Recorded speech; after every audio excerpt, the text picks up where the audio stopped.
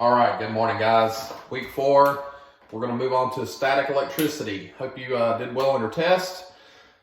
Take your time with it if you haven't done it. I'd like to have all that stuff in by Friday. You can get it done. Don't forget to upload your notes to the Dropbox. Email me with any questions you got. All right, Unit 8, static electricity.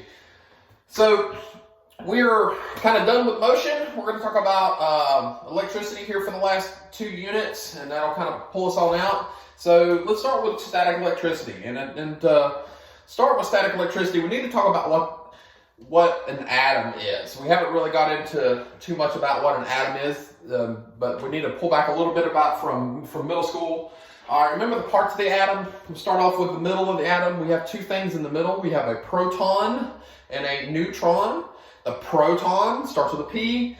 It's positively charged, okay? They are located in the center of the atom. Now, these atoms are not drawn to scale. We can talk about that a little bit later. I think talk about it in the video a little bit. You need to watch those videos and make sure, because I'm not giving all the information here, just a little bit. Now, you can have lots of protons and neutrons in the center of the atom. The more you have, the heavier the atom is. So something like hydrogen, I've drawn hydrogen here, only has 1. Something like uranium has 230 something, 238, 235, so depending on the kind you have. So you can have lots and lots of neutrons and protons in the middle of the atom. And we have another little thing that circulates outside the atom we call an electron. And electrons are the negatively charged parts of the atom. And that's important because now we have negative charges and positive charges.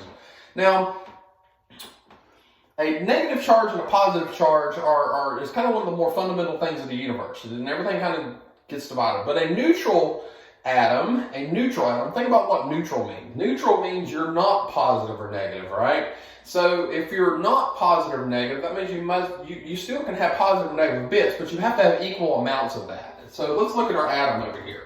We have 2 positive charges, and we have 2 negative charged electrons. What is the total charge of this atom? Well, the total charge of this atom would be 0.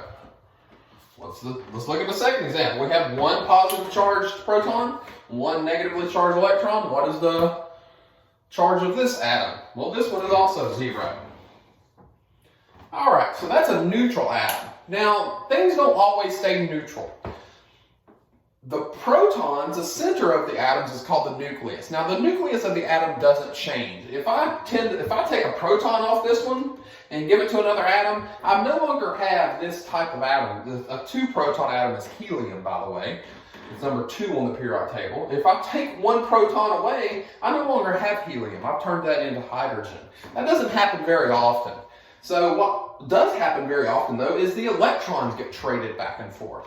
So if I took an electron from this guy and delivered it over to here and added it onto this atom, now what happens to my charges? Well, now I have a positive 2 plus a negative 1, and that gives me a positive 1 charge. I've now given this atom a positive 1 charge. This one has gained an electron, so it now has a negative 2 plus a positive 1 for a negative 1 charge. So this one is now negative charge. And now we have atoms that are not neutral, and when they're not neutral, we call those ions. Okay?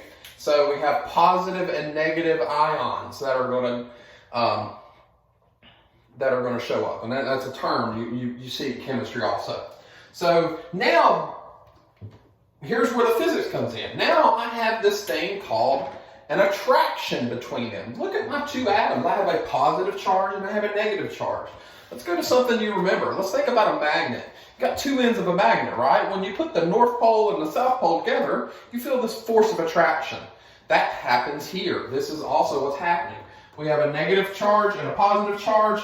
These atoms would start to pull in with each other. This one would be attracted to it, and this one would be attracted to it, and it would pull, they need this one go this way, and this one go this way, and there'd be a force of attraction there. And that's what we're going to talk about a lot in this unit. We're going to talk about static electricity, and we're going to talk about this thing called Coulomb's law, which is the force of static electricity.